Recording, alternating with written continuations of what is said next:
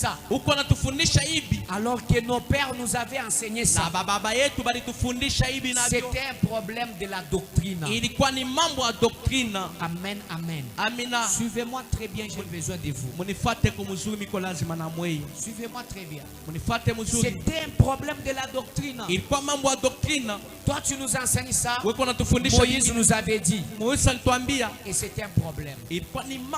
Quand on parle du judaïsme, ce n'est pas être païen.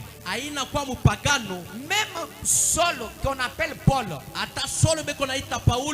Paul qui persécutait les églises, il frappait, il arrêtait des pasteurs, il arrêtait les disciples, il arrêtait les apôtres. S'il trouve une église en train de prêcher la doctrine donnée par Jésus-Christ, directement Paul doit l'arrêter. Paul n'était pas un brigand comme un voleur, comme un bandit là, comme aujourd'hui, comme un païen.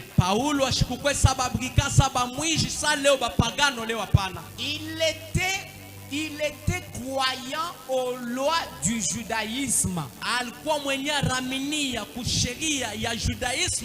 Il était comme d'autres juifs attaché aux lois de Moïse. Amen, amen. Aux enseignements de Moïse. Vous avez compris? Même quand Paul était en train de tuer les gens, arrêter les gens, il arrêtait ceux-là qui déviaient la loi de Moïse. Il arrêtait ceux-là qui enseignaient d'autres doctrines au-delà de la doctrine enseignée par Moïse. Tellement ils s'étaient attachés à leurs coutumes. Tellement ils s'étaient attachés aux enseignements là du judaïsme. En soi, ils n'avaient pas tort. En soi, il n'avait pas tort. Il n'avait pas tort. Amen, amen. C'est ce qu'on leur avait enseigné. Maintenant, ils ont vu Jésus-Christ venir avec d'autres enseignements. Et c'était déjà un problème. C'était le début de la guerre. Le début des conflits. Voilà pourquoi à chaque fois Jésus-Christ entrait dans les temples pour enseigner, il y avait des questions pièges. Il y avait des conflits. Il y avait des mésententes. Pourquoi? Parce que Moïse avait enseigné. Mais toi, tu viens nous enseigner ça. La doctrine. C'est la doctrine qui a fait à ce que Jésus-Christ soit tué. Amen. Cet homme, il s'est dit que lui, il est fils de Dieu. Alors que nos pères nous ont enseigné ça. Cet homme, il dit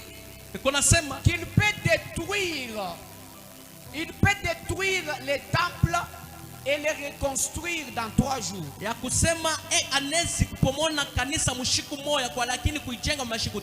Amen, amen. Cet homme, il veut détruire notre temple que nos pères nous ont laissé. Amen, amen.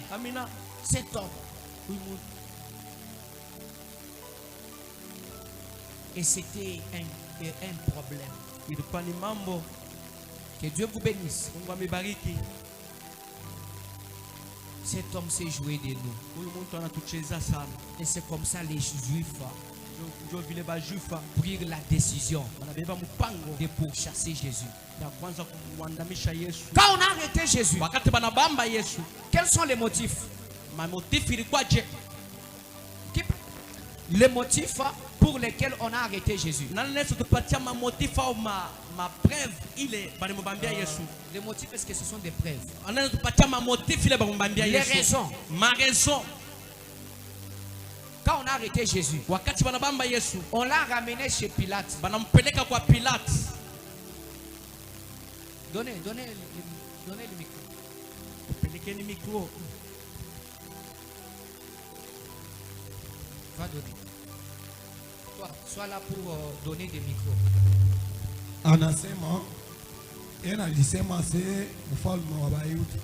Yeye alisema sema mfalme wa Bayuda. Kisha anaribisha soko yetu ya Montempelo. Anaribisha soko yetu ya Montempelo. Qui encore? Nanetena. Ajoute. Vous la jetez. Les motifs pour lesquels on a arrêté Jésus. Troisièmement, cet homme il s'est dit qu'il est Dieu. Il est fils de Dieu. Alors que Moïse nous a dit ça, c'était un problème. Vous avez compris? Donc c'était un problème. L'enseignement. Il enseigne les gens. Il leur dit ça. Alors que nos pères nous ont dit ça. Vous voyez que la doctrine a posé des problèmes à Jésus. Et c'est quoi la doctrine? La doctrine d'abord en latin c'est doctrina. C'est-à-dire l'enseignement. C'est-à-dire l'enseignement. La doctrine, c'est l'ensemble d'affirmations et de principes dans lesquels un homme exprime son interprétation des faits et formule la leçon. Amen, amen. Amina. Et formule la leçon. Dans les droits. Ma droit. La doctrine. C'est l'ensemble des avis et des opinions. Inakuya uchango ya mapasho au ya bile bantu. Les avis et les opinions. Ya mapasho ya bantu. Ya mawazo. Les opinions. Mawazo ya bantu. Amina. Les avis. Mawazo ya bantu. Amina. On garde ça. Tuchungenile. Dans le domaine de la Bible, mambo ya Biblia, la doctrine est avant tout une expression de la foi. Ya kusema doctrine na kwa mbele kia kwanza mambo ya imani et une présentation des faits qui sont l'objet de cette foi. Na kuonekanika kwa bitendo bile binakuwa shaba ya ile imani. Voilà. Amina. Amen, amen. Amina. Tu as cru en Dieu. Unamwaminia Mungu. Cette foi-là. Ile imani ile. Pourquoi tu l'as cru? Jua nini unamwaminia? Amen, amen. Amina. Alors, maintenant, il faut que ta foi soit posée sur quelque chose. Lakini inapendeza imani yako ikale pa kitu fulani. Amen, amen. Amina. Sur un certain enseignement. Ikale pa mafundisho fulani. C'est ça la doctrine. Kwenye doctrine.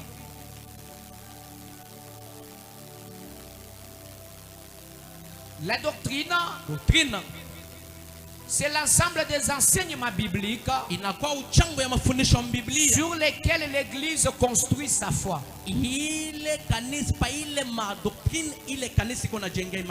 Amen, amen. Amina. L'ensemble des enseignements. L'ensemble des enseignements bibliques sur lesquels l'Église construit sa foi. L'Église commence. L'Église croit. Vous avez la foi. Maintenant, il faut que votre foi soit construite sur une certaine doctrine. C'est en ce moment-là que vous allez constater les gens dire: nous ne croyons pas à ça. Nous ne croyons pas à ça. Nous ne croyons pas à la polygamie. C'est-à-dire que tu as la foi, mais tu construis ta foi sur une doctrine.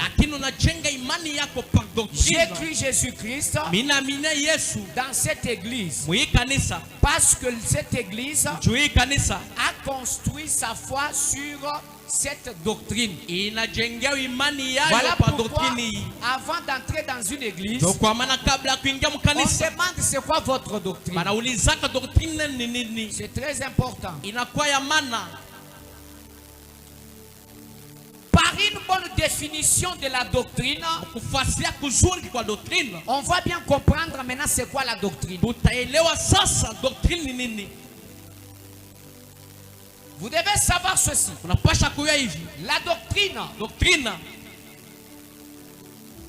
En Ancien Testament, la doctrine de Moïse et des prophètes était basée sur, et c'était une Torah. Doctrine ya Musa na banabi ilikuwa yenye kuwekea pa chemuchemu. C'est une Torah, pas Torah. C'est-à-dire une révélation, kusema ufunuo, une exhortation de la part de Dieu. Masukutisho ya kutokea kwa Mungu. La doctrine à l'Ancien Testament. Doctrine au Ancien Testament. Deutéronome 31. Deutéronome 31. 24 à 23. 24 à 23. Ésaïe chapitre 1er. Ésaïe chapitre 1er. Verset 10. Verset 10. 42. Verset 21. 42. Dans le Nouveau Testament. Au Nouveau Testament. Pas de distinction entre l'enseignement. Pas dans le Nouveau Testament. Au Nouveau Testament. Il n'y a pas de différence. Il n'y a pas d'instruction. Donc, dans le Nouveau Testament, il n'y a pas de distinction entre l'enseignement, l'instruction et la doctrine. Vous allez lire la Bible dans Matthieu chapitre 7. Matthieu chapitre 7. Matthieu chapitre 7. Le verset 28. Verset 28. La Bible dit, Jésus-Christ prêchait. Il enseignait. Et il frappait par sa doctrine. Suivez-moi très bien. Vous avez compris. Il enseignait. Il frappait par sa doctrine. C'est très important. C'est dans Matthieu 7, verset 28. Matthieu 7, verset 28. Que Dieu vous bénisse. Vous allez comprendre. Jésus-Christ. Après que Jésus ait achevé ses discours, la foule fit frapper de sa doctrine. C'est-à-dire que Jésus-Christ enseignait. Cet enseignement-là, c'était ça la doctrine. Donc dans le Nouveau Testament, on ne sait pas différencier la doctrine, l'enseignement. Amen, amen. L'instruction, tout c'est une seule chose. C'est-à-dire la doctrine, c'est l'instruction. On t'instruit, on t'enseigne. C'est ça la doctrine. La doctrine, c'est l'enseignement. Voilà pourquoi Jésus-Christ aimait beaucoup enseigner.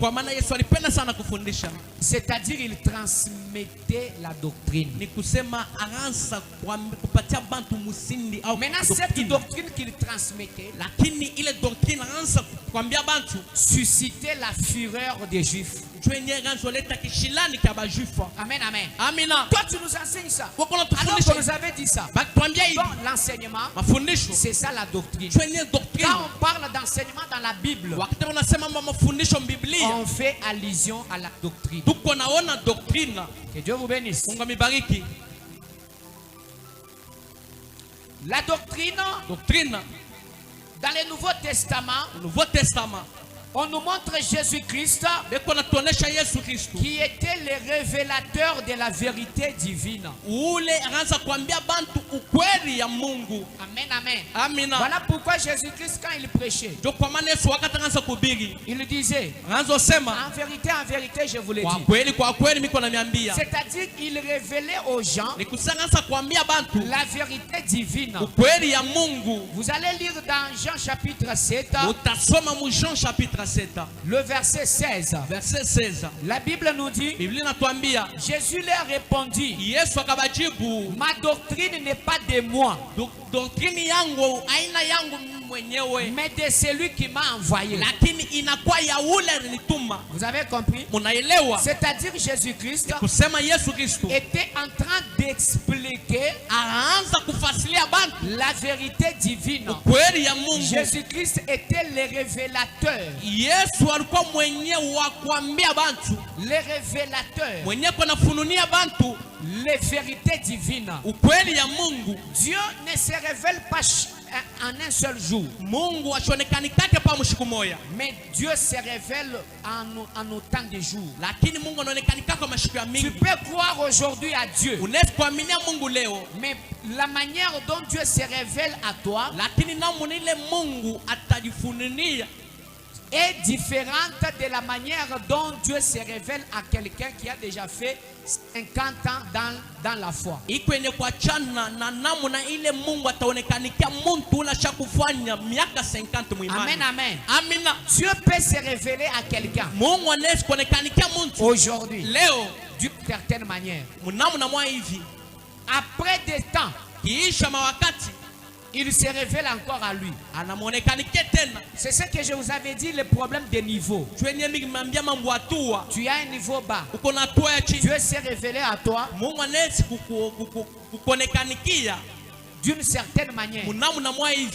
Et tu montes encore. Il se révèle en toi selon ta dimension spirituelle. Maintenant, Jésus-Christ était venu avec une doctrine venant de Dieu. Voilà pourquoi il dit: ma doctrine, la doctrine que je vous enseigne, dans Jean 7,16, vous allez comprendre. Jésus leur répondit, parce qu'au verset 15, la Bible dit, les Juifs s'étonnaient, disant, comment connaît-il les Écritures?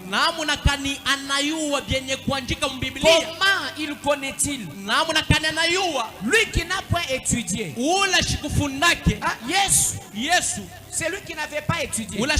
Parce que Jésus n'avait pas étudié. Maintenant, pendant que Jésus parlait, il expliquait le mystère. Amen, amen. Amina. Il expliquait les vérités de Dieu. Les gens s'étonnaient. Et ils se demandaient, qui lui a expliqué? Lui n'a pas étudié. Qui lui a expliqué ces Écritures? D'où a-t-il tiré ces Écritures? Alors Jésus-Christ lui répondit, ma doctrine. Jésus-Christ lui répondit, ma doctrine n'est pas de moi. Mais ma doctrine mais de celui qui m'a envoyé.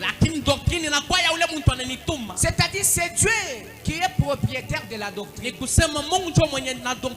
C'est Dieu qui donne la doctrine. Amen, amen. Amina. Un pasteur ne donne pas la doctrine. Dieu est l'initiateur de la doctrine. La doctrine est de Dieu. La doctrine est de Dieu. La doctrine n'est pas humaine. Voilà pourquoi Jésus répondit que ma doctrine que je vous enseigne, elle ne vient pas de moi, mais elle vient de celui qui m'a envoyé. Si tu prêches la parole, pasteur, tu prêches la parole, tu enseignes la doctrine. La doctrine là n'est pas ta doctrine. C'est la doctrine de Dieu. C'est Dieu qui dit. Et toi tu révèles. Amen, amen. Dieu a donné la doctrine à Jésus. Et Jésus était le révélateur de la vérité divine. Parce que dans la doctrine, il y a la vérité. Amen, amen. Maintenant il faut que quelqu'un vienne expliquer cette vérité. Amen, amen. C'est très important. Les apôtres de Jésus-Christ enseignaient comme leur maître une doctrine. Ils enseignaient comme leur maître Jésus. Ils enseignaient. C'est-à-dire la doctrine est de Dieu qui a été révélée par Jésus, enseignée par Jésus, Et il a laissé aux disciples qui ont commencé à enseigner. Et nous aujourd'hui, nous enseignons aussi. Amen, amen. Il y a une seule doctrine. Mais je me demande pourquoi les églises se divisent. Les églises se divisent. C'est à partir de la compréhension, l'interprétation. Papa Dama, n'écrivez rien. N'écrivez rien. Que Dieu vous bénisse. J'ai un peu. Attends, la grande caméra, tantôt vous changez un peu. Est-ce qu'on peut acclamer en honneur de Dieu? Vous m'avez compris, hein? La doctrine est de Dieu. Un pasteur n'a pas sa doctrine. Pourquoi les églises se divisent? Il y a la mauvaise compréhension de la doctrine. Ou notre doctrine. Il n'y a pas beaucoup de doctrines. La doctrine est unique. Amen, amen. Que non, cette église a telle doctrine. Donc il faut dire que cette église a cette interprétation de la doctrine. Amen, amen. Il faut dire que cette église a telle compréhension de la doctrine. Amen, amen. Parce que la doctrine est unique. La doctrine vient de Dieu. La doctrine ne vient pas du pasteur. Amen, amen. Ça vient de Dieu. C'est ainsi Jésus-Christ dit. Ma doctrine n'est pas de moi, mais de celui qui m'a envoyé. Cher pasteur, d'où est venue la doctrine que tu enseignes? D'où est venue la doctrine que nous enseignons? Mais elle vient de Dieu. Dieu est pour moi, Dieu est pour toi, Dieu est pour nous tous. Maintenant il faut que les doctrines se diffèrent. Hein? Est-ce qu'il faut que les doctrines se diffèrent? Nous avons telle doctrine. Nous avons telle doctrine. Dans notre doctrine, il n'y a pas une doctrine de l'église. Il n'y a pas une doctrine de l'église. Que notre doctrine est celle-ci. La doctrine est unique. Mais il y a la compréhension différente. Il y a l'interprétation différente. Nous allons en parler. Parce qu'il y a maintenant les experts en doctrine. Amen, amen. Qui se disent experts en doctrine. Non. Il y a une seule doctrine. Aujourd'hui, beaucoup d'églises se divisent pour les questions liées à la doctrine. Est-ce que Dieu peut nous donner la doctrine et accepter que cette doctrine-là nous divise? Hein?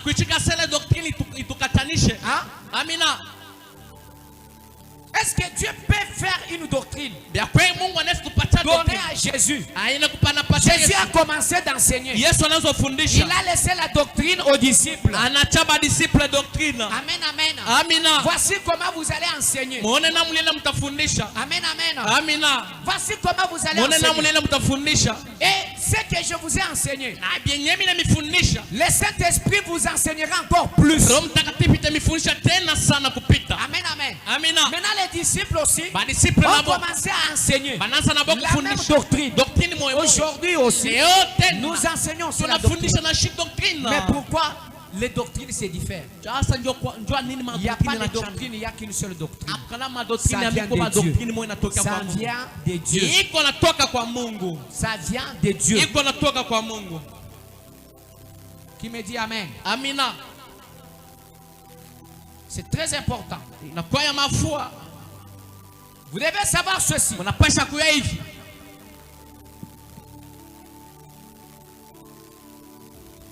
C'est là que se pose maintenant un problème. Premièrement, quand nous enseignons la doctrine, wakati tuko nafundisha doctrine, quand nous enseignons la doctrine, wakati tunafundisha doctrine, ya kwanza, tout ce que nous enseignons, yote tuko nafundisha, tout ce que nous donnons aux gens, yote tunapatia bantu, doivent avoir un fondement, binapasha bikwe na msingi, doivent avoir une origine, binapasha bikwe na kwenye binatokea, qui est la Bible. mkwena mabiblia, Parce que Dieu Mungu ne peut jamais te dire de faire quelque chose ashezi kukwambia ndio kufanya kitu fulani si cela n'a pas été écrit dans la Bible. kama kile kitu akikuandikia mbiblia. Dieu, Mungu le Saint-Esprit, Roho Mtakatifu ne peut pas te parler haiwezi kukusemea et contredire la Bible. na kukontredire biblia. Dieu. Mungu Tout ce que nous enseignons yote tunafundisha doit tirer son origine dans la Bible. inapendeza bitokea mu biblia. Deux, Ya pili, nous devons être fidèles dans l'interprétation de la Bible. tunapasha kuwa ba fidèle mukutafsiri kwa biblia. Interpréter fidèlement ce que ça veut dire. Kutafsiri vile binanjikiwa. Amen, amen. Amina. Mais aujourd'hui, Lakini leo il y a hii une vague d'interprétation. comme interpretation ya Tu mingi, prends un point unabeba nukta moja hivi et t'interprètes de cette manière. na banatafsiri mnamna moja Dans hivi cette église. mwi kanisa, Dans l'autre ile église, kanisa il est ingine interprété de cette manière. banatafsiri mnamna yabo, Dans l'autre église, wengine interprété d'une nayo autre manière. banatafsiri mnamna yabo. 3. Ya tatu, La Bible est une épée à double tranchant. Biblia inakuwa mpanga ya bichwa biwili. Quand vous lisez, Wakati mupanga ya kukata ngambo mbili. Hein?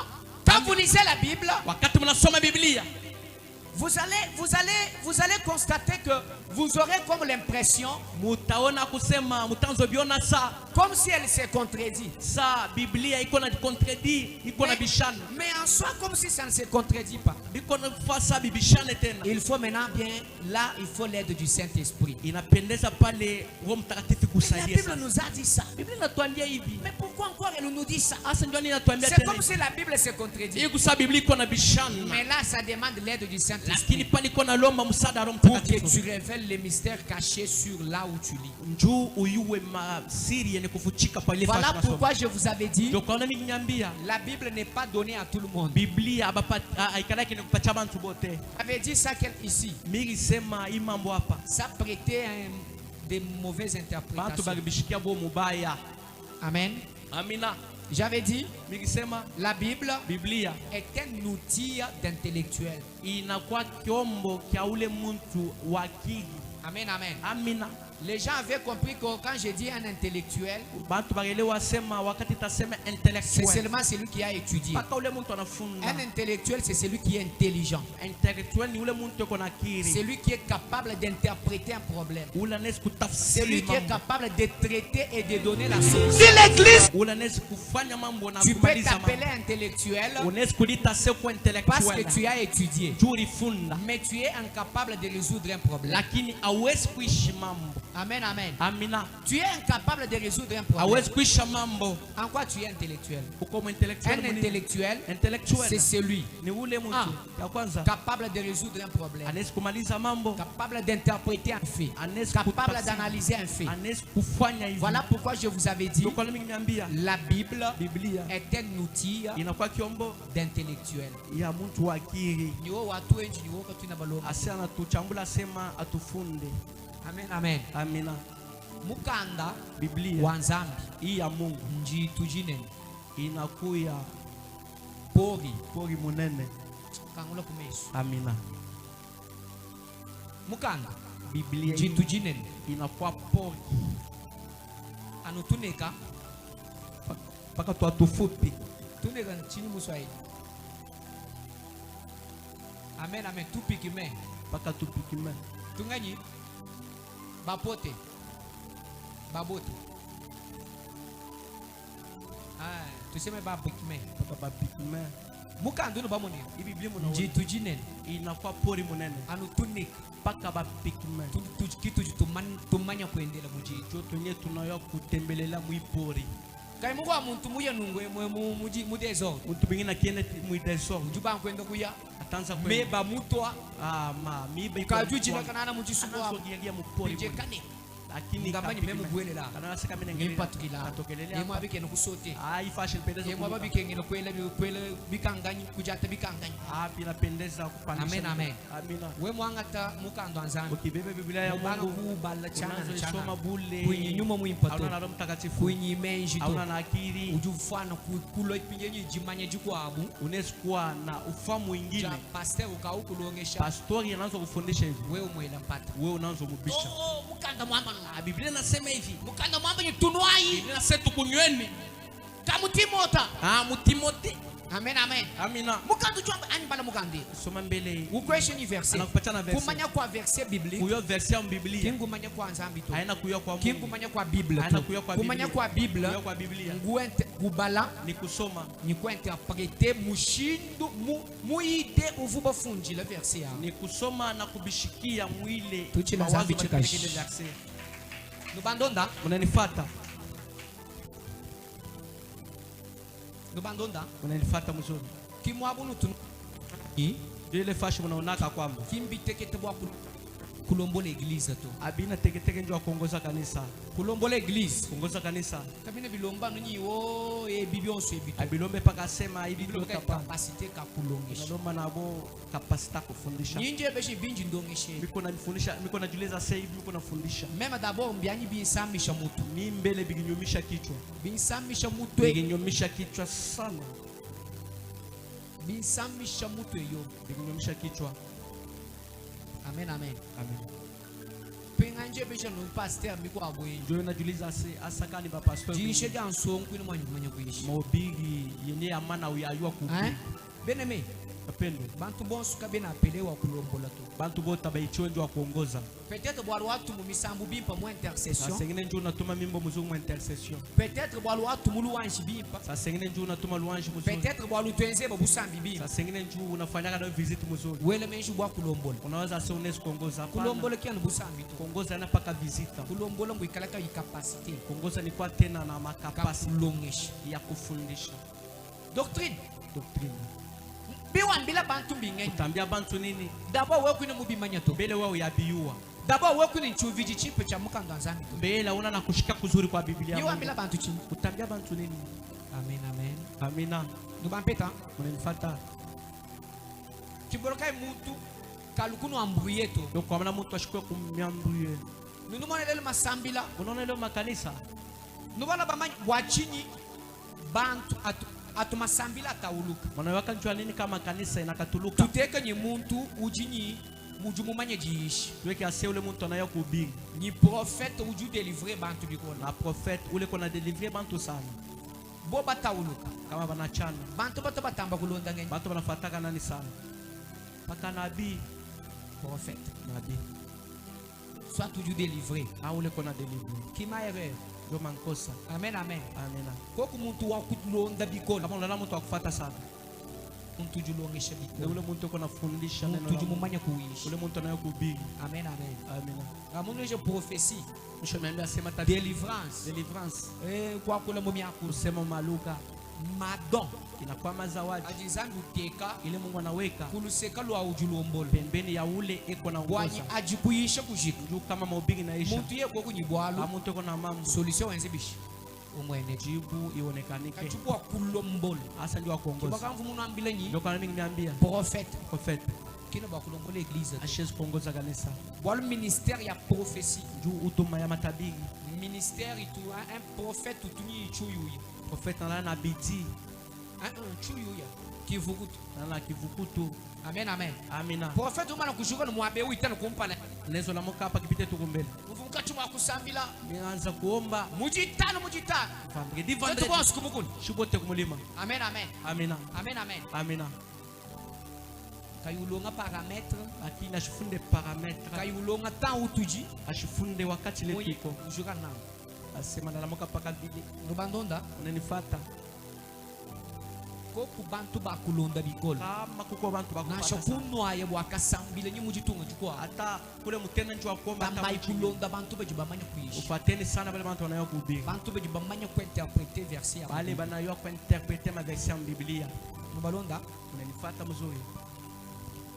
biobi bintwabi bile bintu bile kibolokani bamona joko amana munaona bantu babunyi kaba chiji bakeba maisha to bantu bamingi batafute mahubiri ba serviteur babunyi batumishi bamingi kaba chiji bananga kukeba kwenza recherche abapendake kufanya recherche pa mahubiri bo bakaji bananga kutravailler ashopenda pa kutumika ano abintu bya chuyu bakapa bintu bya ngiye kumukuna ninde kumulima zambi muusha nyimanyi unijaze na upako unijaze na upako sambila bantu bokuluka nombe bantu angaji mpita no kumpala tapita tukumbele mbanga kuprofetize anza kutabiri nteleme na bantu nazo time njina zambi bantu mpesha ma detail nipatie kwa madetail zambi mpesha ma detail Mungu nipe kwa madetail anji mpita kumpala tapita kumbele bantu ngamba ni wewa sasa wewe jeba papi jina ko ni papi utua na chos unaoshaka kioska muka jeba bibi yako jende jina Pauline jina yake ni Pauline jo vila ina vi ndio vile ina vile bantu anapiko pinjeu bantu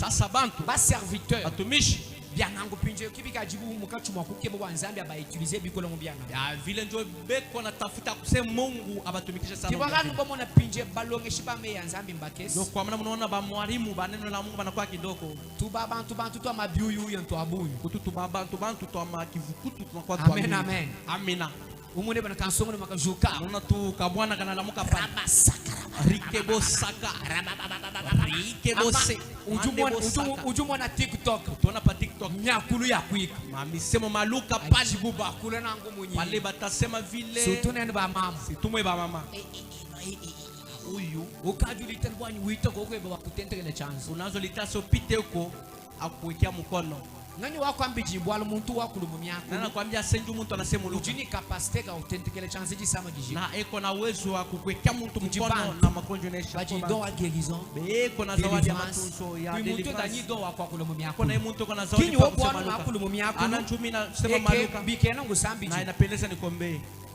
njumona ba prophète abuni bakabana kusambijila na bibona banabii ba mingi bashopenda kuambiana leo amen amen amina ujumwa kuikala prophète unesikuwa nabii wambije muntu bwalo unaonesha mtu mambo mekuini capacité ka kusambijila muntu bwalo bushika hauna na mamlaka ya kuombea mtu mambo ile uwezo hiyo zambi mukayesha muntu mko Mungu anaipatia mtu mwingine amen amen amina ambila muntu bwalo onesha mtu mambo kumona nina kuona hivi mimi nakuona amen amen amina alors asa ujusambile unaombaka ndaku di pasteur kwa asende kwa pastor wako akuombee kadilelo lakini leo ukwambila bwalo anakuambia mambo ukweshi rendez-vous anakupatia rendez-vous akuombea makara inakuwa mambo ila atukwanza ona sana makara bwa kusangana lelu inakuwa mambo ile onekanike leo sana omwe bantu bajinzambi mwesha le sacerdoce royal omwe bale bantu Mungu anapatia sacerdoce royal uju kumana kulombola anaweza kuongoza uishi anahubiri zambi bwa kumwesha na shidomo kwa baba Mungu anapatia hata zawadi vile pale on acclame l'honneur de Dieu pike mkono njoo tukufu ya Mungu.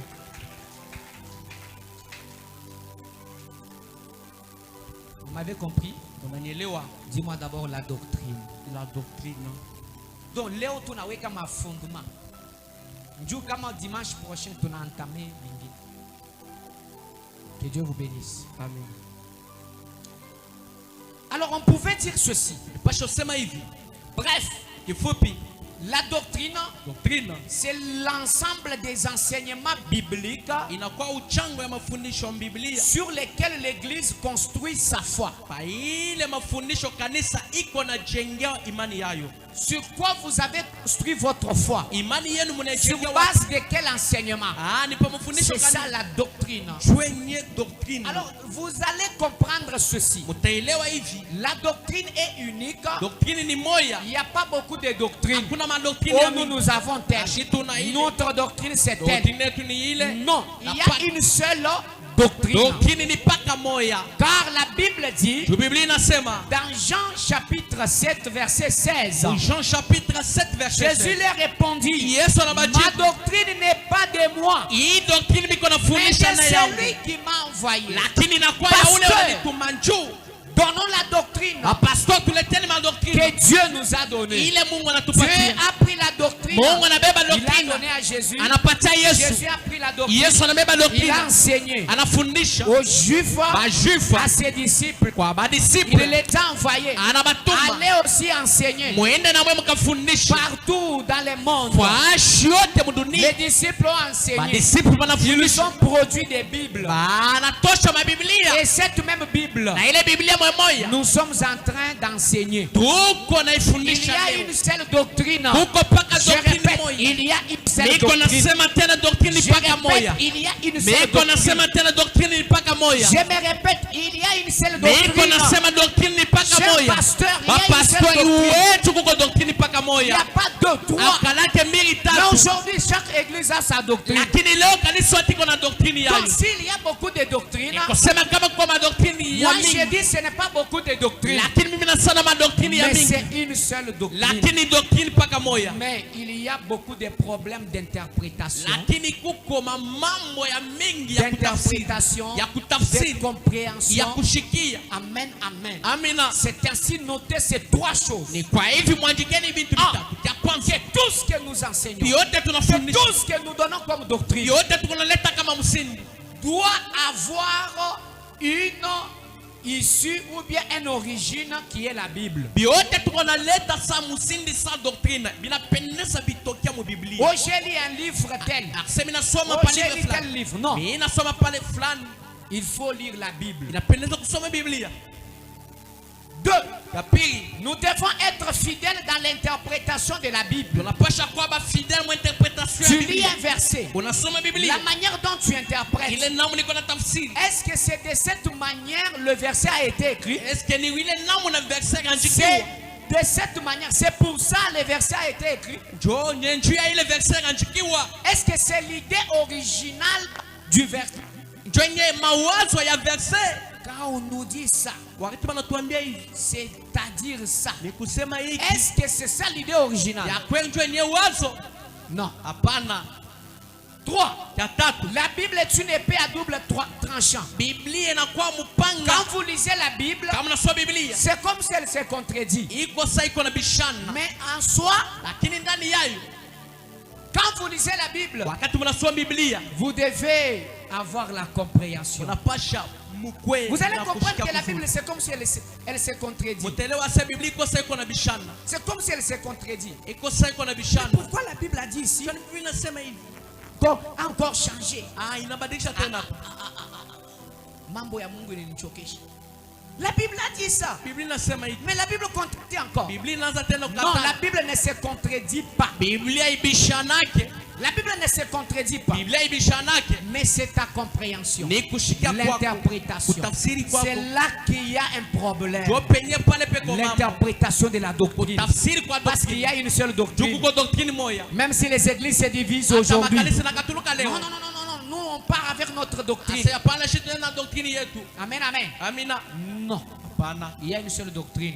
C'est vous qui avez mal compris. C'est vous qui avez mal interprété. Est-ce qu'on peut acclamer en honneur de Dieu? 4. On ajoute. La Bible est écrite en fonction de la culture juive. Amen, amen.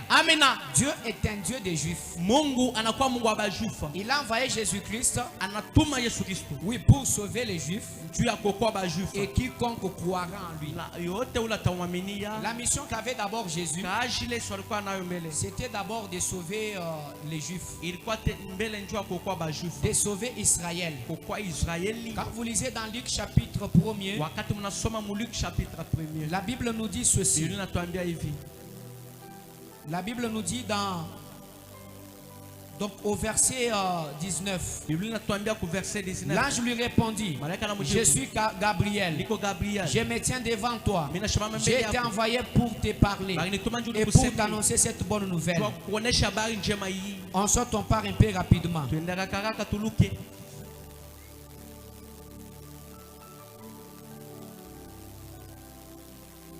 Au verset 17. Commençons par le verset.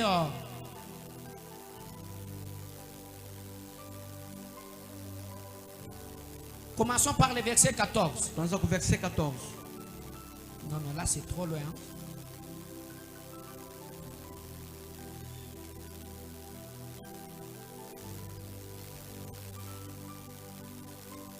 Prenons seulement le verset 26 pour gagner le temps. Au 6e mois, l'ange Gabriel fut envoyé par Dieu dans une ville de Galilée appelée Nazareth, auprès d'une vierge fiancée à un homme de la maison de David nommé Joseph. Le nom de la vierge était Marie. L'ange entra chez elle et dit: je te salue à toi, à qui une grâce a été faite. Le Seigneur est avec toi. Troublée par cette parole, Marie se demandait ce que pouvait signifier une telle salutation. L'ange lui dit: ne crains point, Marie, car tu as trouvé grâce devant Dieu.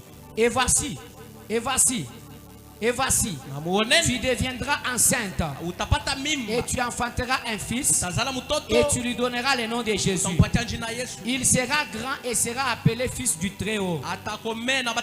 Et le Seigneur Dieu lui donnera le trône de David son père. Vous avez compris? Il lui donnera le trône de David son père. David était qui? Roi en Israël. Amen, amen. Il régnera sur la maison de Jacob éternellement. Jacob c'est qui? C'est Israël. Donc il régnera sur Israël éternellement. Donc la mission première, c'était d'abord pour les Israélites. Amen, amen. Marie et son règne n'aura point de fin. Amen, amen. Si vous continuez avec les chapitres, vous allez comprendre que Jésus-Christ était venu pour les Juifs. Amen, amen. Pour les Juifs d'abord, et après pour celui qui croira. Et quiconque croira. Vous avez compris? Alors la Bible a été maintenant écrite en fonction de la culture juive. Amen, amen. Voilà pourquoi dans la Bible, que Dieu vous aide à comprendre. Parce que il y a des versets où quand on parle, il y a ce sont des épîtres. Dans la Bible, il y a les épîtres. Il y a des poèmes. Il y a des histoires. Amen, amen. Dans la Bible, il y a des poèmes. Quand vous prenez la Lamentation, il y a des psaumes. Dans la Bible, il y a des épîtres. Les épîtres, c'est comme les lettres. Paul écrit à l'église de telle ville. Paul, il écrit l'épître de Paul à l'église de Corinthe. C'est-à-dire il écrit une lettre.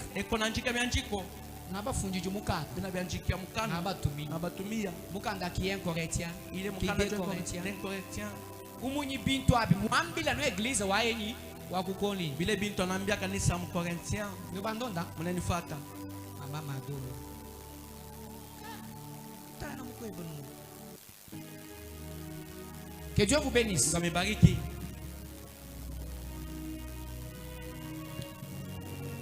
Est-ce qu'on peut acclamer en honneur de Dieu? C'est bien? C'est bien compris? C'est bien compris? Suivez-moi très bien. C'est ici où il y a les fondements de la vie chrétienne. C'est ici. La doctrine est la base d'une église. La doctrine, c'est la base d'une église. Si vous êtes bien enseigné sur les plans doctrinal, personne ne viendra vous séduire. La Bible dit il y aura des faux enseignements vers le temps de la fin. Il y aura des faux prophètes, des faux docteurs, des faux enseignants vers le temps de la fin. Soyez bien enseignés. Comprenez la doctrine. Vous n'allez pas tomber dans des fausses doctrines. Mais dis amen bien. Amina.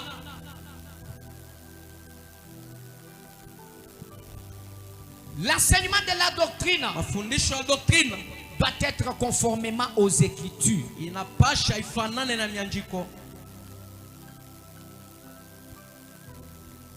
Pourquoi nous devons prêcher la doctrine? Pourquoi nous devons enseigner la doctrine? Ça, c'est l'objectif. L'objectif de la doctrine, la doctrine cherche à expliquer, formuler et détailler les vérités révélées par Dieu dans la Bible pour l'Église. Dans la Bible. Amina. Amen. Amina. La doctrine. Doctrine. La doctrine est là pour chercher à expliquer, à formuler, à détailler les vérités révélées par Dieu. Dieu a révélé des vérités. Dieu a révélé des vérités dans la Bible pour l'Église. Maintenant, il faut expliquer cette vérité. Formuler, détailler, entrer dans les détails. C'est ça la doctrine. Enseigner point par point, doucement, pour que les gens comprennent. C'est-à-dire la révélation est dans la Bible. Maintenant, c'est à nous de lire la Bible. Maintenant, interpréter fidèlement. Que le Saint-Esprit vous assiste pour cet enseignement. Que vous compreniez. Soyez bien enseignés. Soyez bien enseignés. Et comprenez très bien. Sur la doctrine, il y a ce qu'on appelle l'orthopathie. L'orthopathie, c'est les sentiments justes. L'orthopathie, il n'a pas sentiment boulé. Donc quelque chose qui sent, donc une chaleur en toi, un sentiment de faire quelque chose juste. Il y a aussi l'orthopraxie. L'orthopraxie, c'est l'action juste. Orthopraxie, il n'a pas tout tendo boulé. L'action juste. Il n'a pas tout tendo boulé. Une action juste. Tendo il y a bien. Il y a bien query. Il y a aussi l'orthodoxie. L'orthodoxie. C'est ce qu'on appelle la doctrine juste. La doctrine. Doctrine juste. Doctrine boule. Nous avons les sentiments justes. Nous avons les sentiments justes. Nous avons les actions justes. Nous avons la doctrine juste. Amen, amen. Les sentiments justes. Ce n'est pas une doctrine juste. Les actions justes. Ce n'est pas une doctrine juste. Amen, amen. La doctrine reste la doctrine. Tes sentiments là, même s'ils sont bons. Amen, amen. Il ne faut pas placer ça que ça devienne une doctrine. Amen, amen. Tu peux avoir des bons sentiments. Tu peux avoir des bonnes idées. Amen, amen. Maintenant les idées là, oui, ce sont tes sentiments. Amen, amen. Il ne faut pas faire de ça une doctrine. Tu peux avoir les bonnes actions. Maintenant tes bonnes actions là, c'est pour toi. Il ne faut pas en faire une doctrine des autres. Vous avez compris? C'est comme par exemple l'église peut exprimer une compassion pour quelqu'un. Il peut exprimer une compassion et un acte d'amour. Amen, amen. Pour quelqu'un. Là, ça s'appelle comment? Les sentiments justes. Amen, amen. Oui, tu as fait une bonne chose. Tu as des bonnes intentions pour quelqu'un. Ça, c'est les sentiments justes. Amen, amen. Maintenant, tu peux poser un acte. Ça, c'est une action juste. Tu donnes quelque chose à quelqu'un. C'est une action juste. Mais au-delà de ça, il y a une doctrine. Tu ne peux pas vouloir dire aux gens ce que toi tu as pressenti senti, quand bien même c'est bien, et tu veux faire de ça une doctrine, tu tu ne peux pas vouloir ramener les gens parce que tu as posé un acte. Cet acte-là est bon. Amen, amen. Et que tu veux faire de ça une doctrine. Non. Il y a les sentiments justes. Il y a les actions justes. Il y a aussi la doctrine juste. Qui acclame bien en honneur de Dieu. Amina. Qui acclame bien en honneur de Dieu. Amina. Bref, la doctrine est un ensemble de connaissances, un enseignement dont la finalité, l'objectif est de former,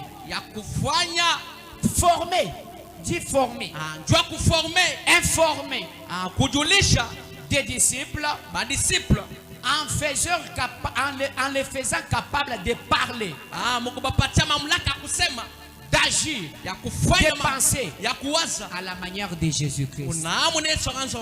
Vous avez compris maintenant encore la doctrine? Un enseignement, des connaissances dont la finalité est de former. Si aujourd'hui on commence à enseigner la doctrine, on a besoin de vous former. On a besoin de vous informer. Vous les disciples, vous informer sur ce que la Bible dit. Et faire de vous des hommes et des femmes capables d'agir, de penser à la manière dont Christ pensait, agissait.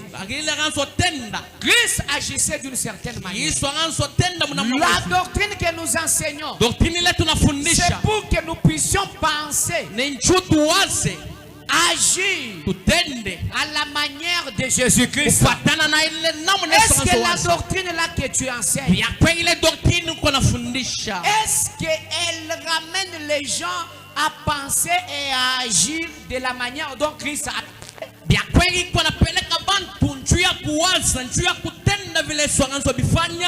Amen, amen. Amina. Est-ce que ça ramène les gens? Que Dieu vous bénisse. Amina. Vous avez compris? Amina.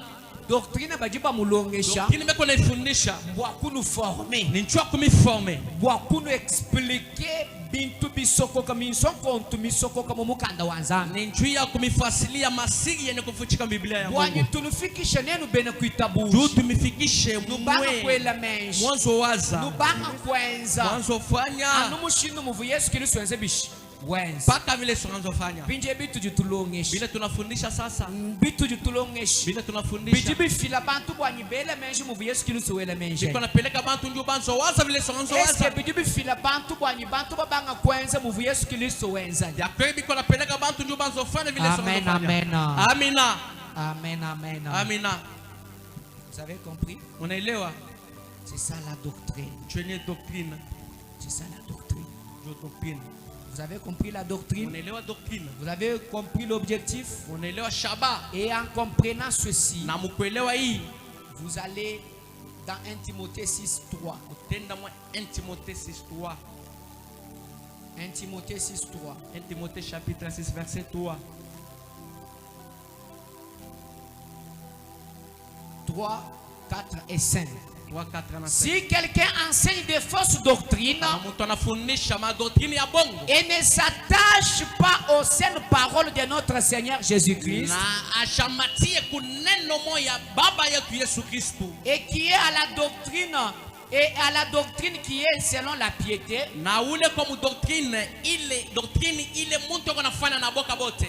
il est enflé d'orgueil. Il ne sait rien. Et il a la maladie. La Bible dit l'église de mon pays. Est-ce qu'elle connaît sa vision? Est-ce que les fidèles connaissent qui enseigne la doctrine en n'étant pas en refusant de s'attacher aux saines paroles de Jésus, misemo ya Yesu comme un malade, sa mgonjwa, comme un orgueilleux. sa mtu wa kiburi. Amen, amen. Amina. Amen, amen. Amina. Vous avez compris? Munaelewa?